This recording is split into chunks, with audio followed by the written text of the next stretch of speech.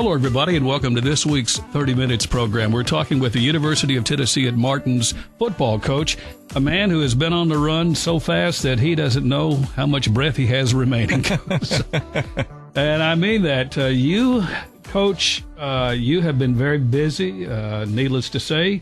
Congratulations. You are the number one coach in the Ohio Valley Conference, and more than anything else, you expect to win everything that you put on the football field, Coach. No, well, good. Hey, first of all, good to see you. Good morning, and glad to be here. No, a lot of things going on. Just got back from the OVC Media Days, and yeah, our like I told our team, we were picked preseason first, and all that means is we finished second last year to Tennessee Tech, who left the conference, so everybody just moved up a notch. But it's the last 5 years in the conference. We've won it 4 times and finished second last year, so we're hungry to get back in those playoffs, and so start camp on Tuesday and move into the preseason part of the 26th season. Does it seem that long now? Going on 21 years, my 21st season here. No, when I think about the age of my kids and stuff, I guess it does. I said this in the OVC Media Days the other day. I remember Ty, our oldest, was I think 2 years old when we got here, 3. And Emma, our daughter, who is now a junior, she's going to graduate from UT Martin this spring. And then, of course, Graham wasn't even born yet, who will be 11th grader, be a junior at Westview. So when you look at it like that, it sure does seem a long time. But had a cool yesterday. Remember Jeep Wade, our former line coach? He was my first hire. He was here for 5 years with me, then I actually brought him back. But he's currently the offensive line coach at Nebraska. And he was on vacation, and he married Amy, who's from McKenzie. So they were here visiting, family the last end of their vacation before he has to return to work. And so it's kind of neat, him in the building. And Kevin Bannon's our current offensive line coach, who's been with us, about 13, 14 seasons now. And he actually coached Kevin here back in 06, 7, and 8. We're all sitting in their room, and they were all I was 34, Jeep was about 26, and Kevin Bannon was about 19 years old back in 06. You have grayed a little bit. Absolutely. And I get what that means, but you appear to be very healthy and still got the same energy and still same wisdom and still relationship with Jesus and still got your family.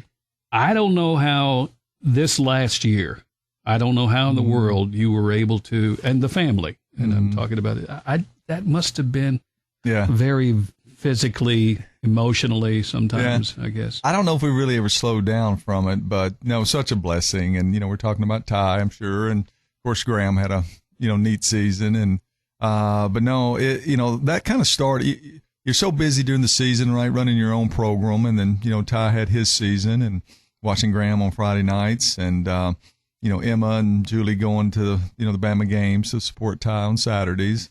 And then it was October the 8th, actually, the Rams came in here and wanted to visit with me, kind of as a dad about Ty. The general manager, Les Snead, awesome guy. I didn't know him from anybody, and just said, hey, we got, 2 first-round picks, and, we're probably going to take a quarterback this year. I want to talk to you about Ty and, why he stayed at Bama, those kind of things, kind of get some background. Because the tape, there's nothing I can say about the tape.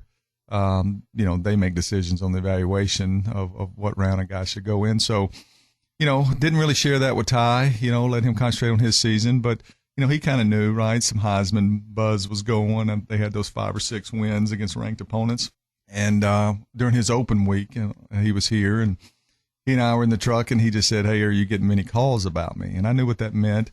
I said, yeah, I am, whether it be agents or NFL scouts or general managers. And he said, well, let's talk about it after the season. But, and I tell you this story to tell you when you talk about busy, all Ty asked me was, hey, I'd love to go back and play my last year of college. But if I have a chance to be a first round pick, I would really need to entertain that.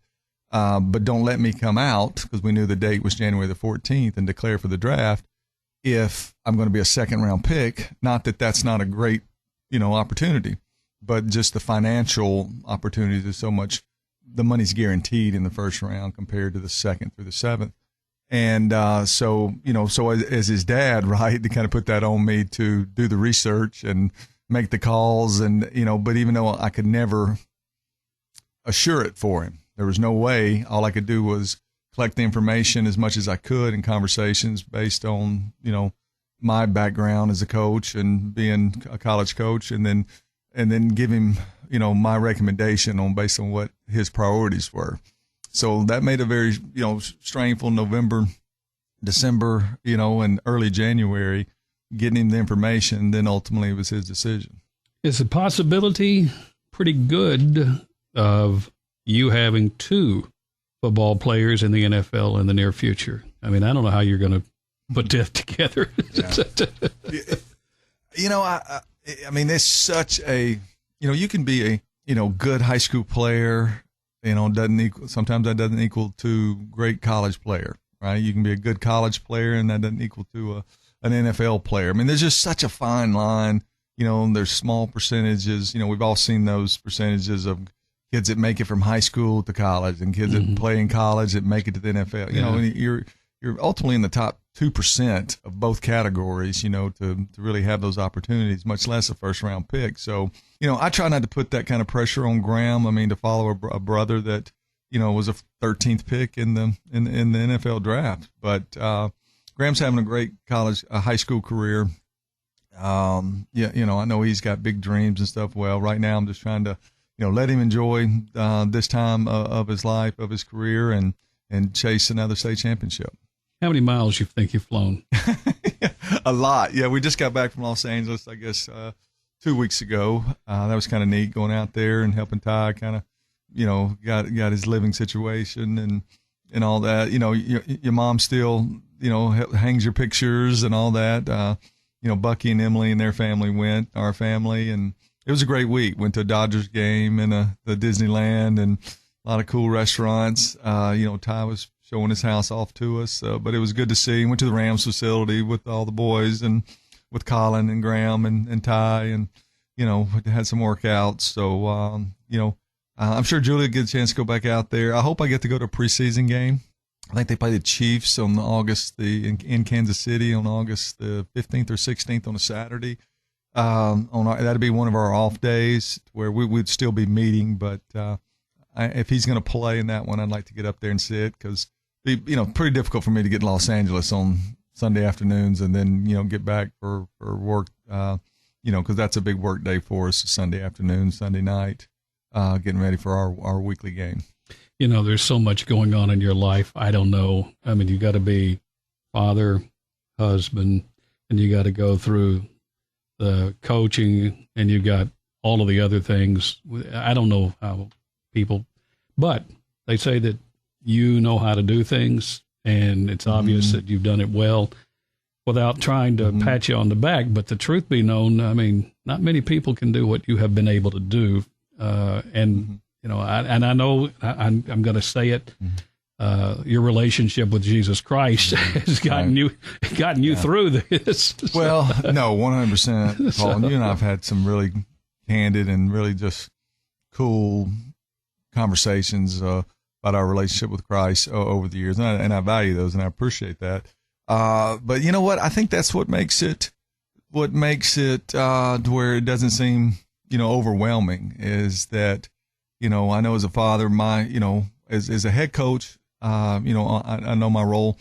A family was in my office the other day, and they asked me, they said, what has been the coolest thing that Martin's affected you, with? What's something that when you think of your tenure at Martin, that really changed you, affected you, and that man was just so easy. I tell them my first team meeting in 2006, and I kind of give this in my testimony. I stood there in front of that team at 34 years old, and I talked about, we're going to do this on offense and this on defense and this on special teams. And the kids are looking at me, and they're not really listening to that. That was, was not important to them. They're trying to figure out what kind of leader I'm going to be. What kind of man am I?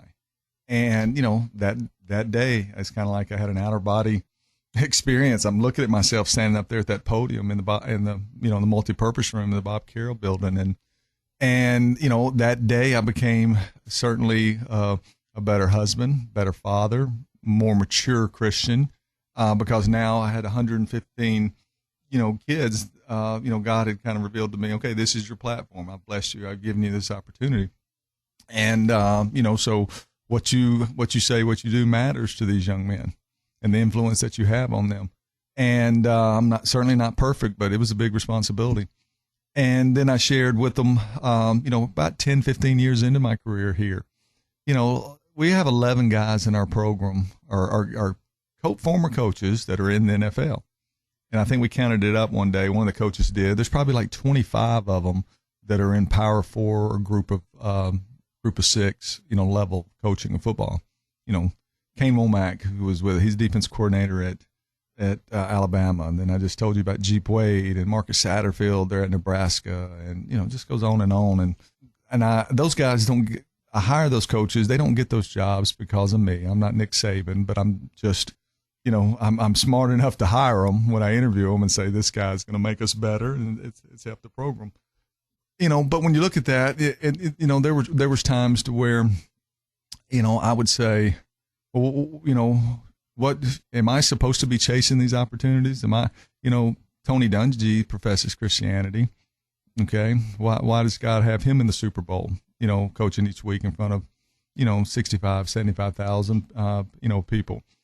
And then I just kind of had where God said, hey, quit coveting other people's opportunities that they have.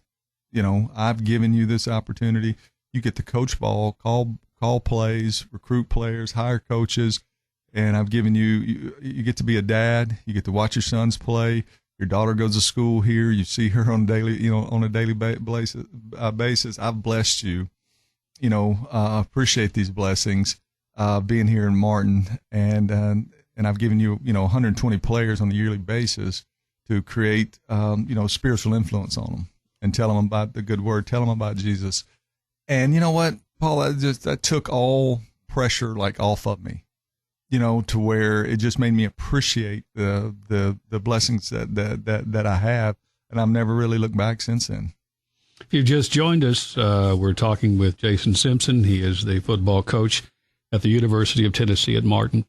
And let me submit this, Coach, we don't normally have conversations on the radio about Jesus Christ. It's kind of interesting to know that you and I both speak the same language, and I think a lot of times we need to have this kind of conversation. And we're sitting in here talking about Media Day, which happened just recently, but you got a lot of kids coming in here and a lot of new kids. And how many did you bring in? 50? I think there's 53 new ones. New players, never played, wore a Skyhawk helmet. And here you are, and you have these opportunities to talk to them about the Lord. Right. Well, I shared this with the staff the other day. I got a text from a young man that played for us in 06 and 07, and he lives out in California, and he's got 3 young girls. So I don't know how old that makes him now. What, in his late 30s probably. And he hadn't been back to Martin since he played here.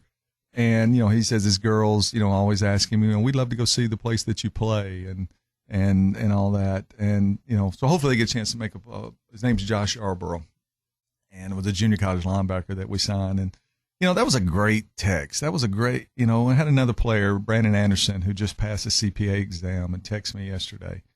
And, just wanted me to know that he had, because he and I had conversations about setting goals and chasing them. And, but I still think that the part of the reasons that players may reach out to me, though, was, different conversations that we had about our faith. And we've all had certain coaches that have influenced us and taught us how to, set goals and chase them and sacrifice and be a good teammate and be intentional in our improvement and stuff. And there's a lot of great coaches around the country that can do that. My goal is to do that. But most importantly, when they leave here, that they had a coach that they, was humble enough to say, guys, I'm far from perfect, but I do believe in Jesus Christ. He's my personal Savior. Every time we're on this field, we have an opportunity to honor him with the way we play. Okay. Once again, doesn't mean that we're perfect. But we know the blessings that we've been given, and I take that seriously and try to chase it on a daily basis. You start your football season. Let's just look at this. This is a crazy schedule. August 27th. Yeah, is the first game. Yeah. Yeah, but let's look at this. Two games at home, though. You play 2 games at home. You're going to play Central Arkansas, and then you're going to play Chicago State, and then you're going to go 1, 2, 3, 4 games on the road. Yeah. And I don't know how. I mean, I'm not asking, okay? But you got 4 in a row on the road: Morgantown, West Virginia; Memphis, Tennessee; Clarksville; Nashville; and then finally we come home to Gardner-Webb, and then we go on the road again to Illinois. And here you go again. Yeah. And I know everybody wants to know, when is the homecoming? And always, is it Lindenwood? Lindenwood, what is it? I'm trying to remember what it is. But anyway. I don't even know. To my point, is this a hard schedule? Well, yes and no. Compared to last year's, I'll take this one. Okay. Because I can't remember how many games we were on the road. Was it our first 3 were on the road last year? And this is the 4 in a row, right after the 2 at home. Okay, because last year, we were, what were we, 0-4?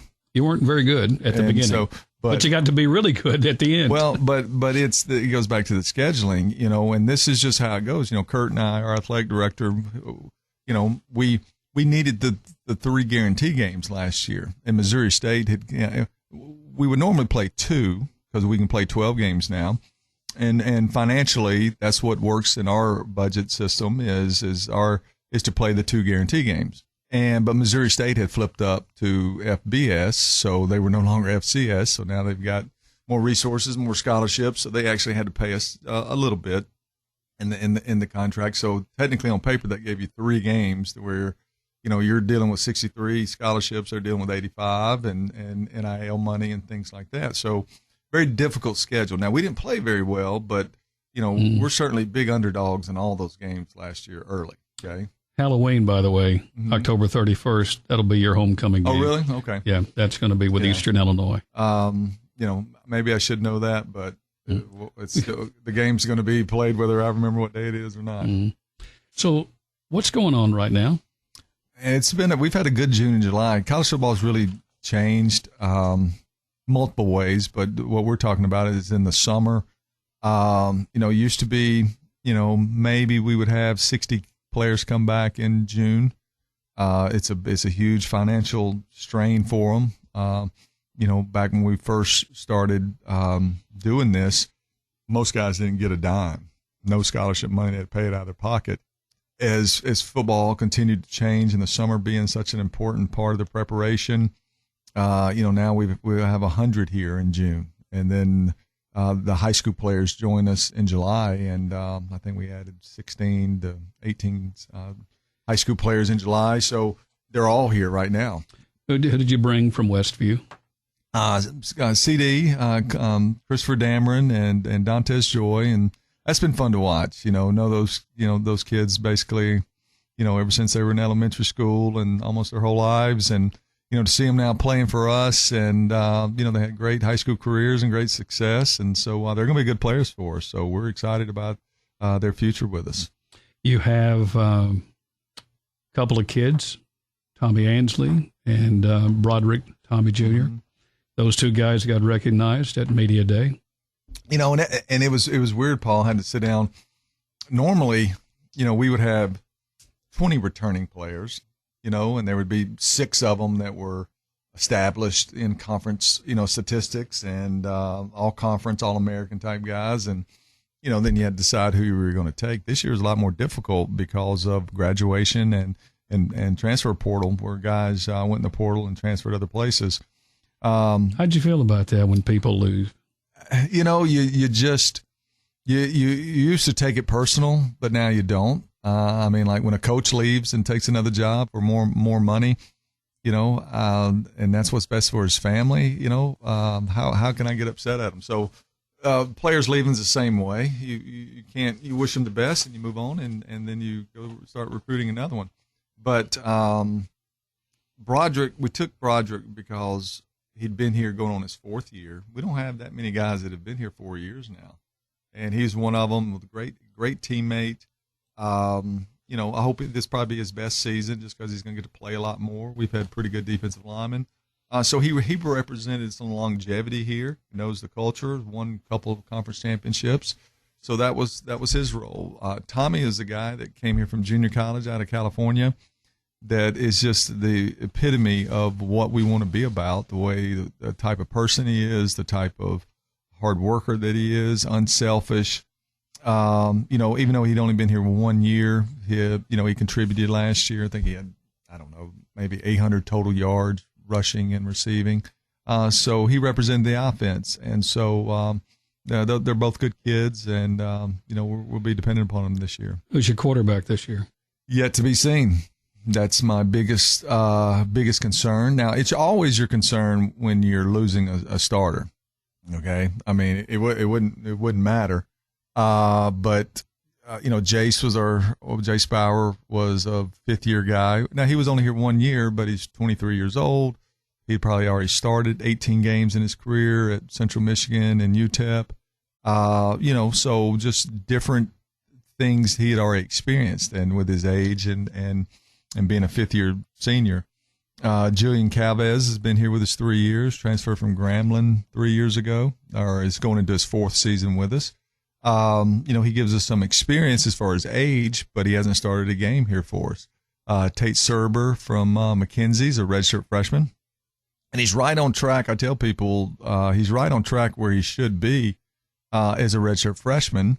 And in normal years, you know, we would have a more established starter, and he would be the backup. But this year, don't necessarily have that available. So those two guys are competing for the job, and they're both very capable. But I think it'd be a deal to where I don't think the job will be won in practice. I don't see that because the quarterbacks don't get tackled in practice. They wear the green jersey.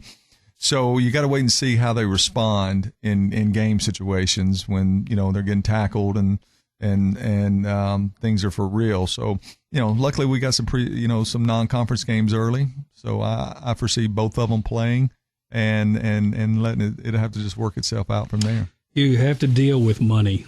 Mm-hmm. I don't know how big the pot was to pay these kids to come to play football nowadays. How much is how much? Right. No, we're really not there yet. We're still chasing. We're not at our and I'm not being critical of what we have. I appreciated what we have, and you know, it was good enough to win 4 conference championships in a row. But it did change, and it has trickled into FCS football. You know, Tennessee Tech. You know, I asked their head coach last year how much that team cost him to put on the field last year. And, you know, because we went from beating them 11 years in a row, okay, over a decade.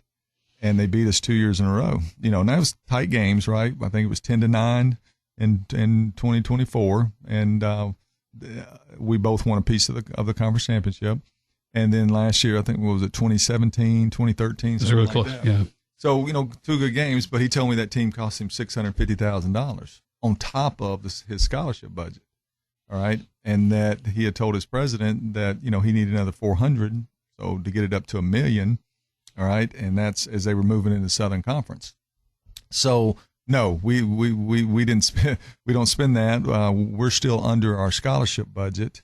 So until we really can get all that covered, we're not at the NIL, you know, opportunities yet. Your entire world is turning around right now with this. And I don't know, you know, kids can leave from high school and go to another high school and be on a team. I mean, there's a lot of movement going around just here in the next 30 miles from where we are. Yeah. And we're not talking college. We're talking about high school. Right. And I mean, so many things that are transitioning.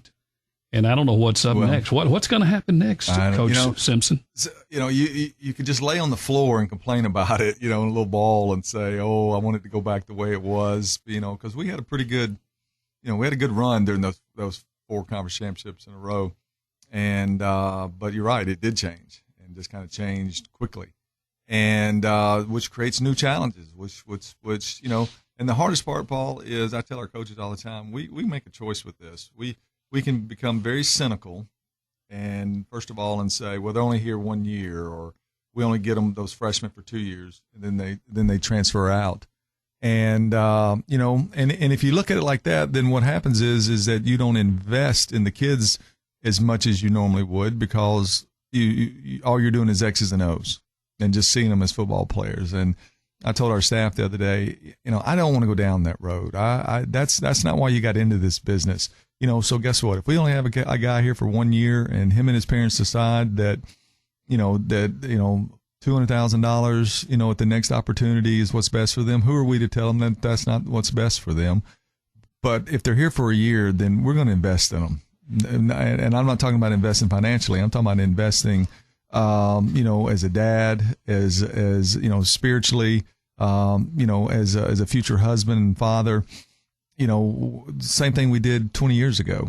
And if you don't do that, then you're going to lose sight of what's important. We're talking about the beginning of this football season. When do you bring them back? And then they'll finish out this week. Thursday will be our last day for this July summer dash, as we call it. The kids will get Friday, Saturday, Sunday off. They'll report back Monday, and then we go the 27th, and then we play a month later on August 27th. So it's like 21 practices. We have to have an off day every 7 days per NCAA. And then we start game week, you know, the week that I believe school starts on, about the 23rd or 4th of August. 27th is when our first football game with Central Arkansas will be played at the Artie Graham Stadium in Martin, Tennessee, against Central Arkansas. Mm-hmm. How good are they? They're good. They were a little bit down last year, which can happen quickly in the NIL. You know, you get the right guys transfer out, and if you don't replace them with same caliber players, you're going, you know, it's going to show in your win-loss record. But they're a quality program. They're a national program. They've been deep in the playoffs in the last several years. Luckily, we get them at home, so you know, it'll be a big challenge for us. Think you can ring the bell every Saturday? Well, it depends on what that is. You know, I told the players the other day, you know, when you do this a long time, right, you find different ways to say things, but if the mission is to win. That's the mission, to win, right? Okay. The mission is to win the conference championship. The mission after the conference championship, right, is to chase a national championship. That's always been there. Okay. But we got to concentrate, you know, on the objectives and the habits that it takes to do those things. And you have to make, you know, those habits on a daily basis to have a chance on Saturday to accomplish that mission of winning. So, you know, no, do we approach every season like we're going to win every game? Oh, absolutely. You know, it's a competitor and you does that. But, you know, going to Memphis, going to West Virginia, those are going to be huge challenges. But, you know, you still got 10 FCS games. Okay. So they're more comparable. And so, you know, can you go 12-0? Can you go 10-2? Can you go 8-0 in the conference? Which, if you do that, it's going to give you a chance to go to the national playoffs. 30 seconds. Mm-hmm. That's all I got here. I got 30 seconds. What advice have you given to your sons? Don't waste the platform that God's given you. Don't, you know, that's you stand up and that microphone's in front of you, in front of 100,000 people, and no telling how many millions of people on television. Tell people about Jesus. And if you're going to show your faith, then, you know, if you're going to tell people about your faith, then you have responsibility to your family, to your community, and most importantly, to Jesus, to lead people in the right way. So I challenge them on a daily basis. They're not perfect, just like I'm not, but, you know, just know that you have responsibility to Christ. Thank you, Coach. That's our program. Coach Jason Simpson, University of Tennessee at Martin football coach. That's our program here on 30 Minutes. Paul Tinkle. You've been listening to 30 Minutes, a community affairs program on Thunderbolt Radio. You can listen to this broadcast and others anytime by visiting thunderboltradio.com and following the Thunderbolt Radio and Digital YouTube page. Thanks for listening.